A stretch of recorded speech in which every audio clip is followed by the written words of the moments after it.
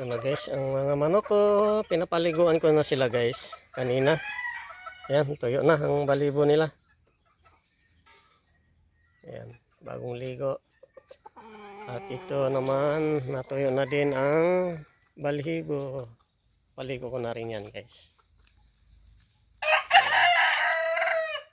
Tapos yung isa, ayan, natuyo na din.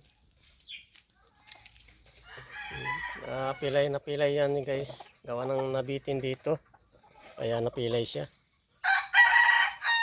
Tapos yung isa naman guys, yung kapatid, yung binabae, yan na guys, tuyo na din.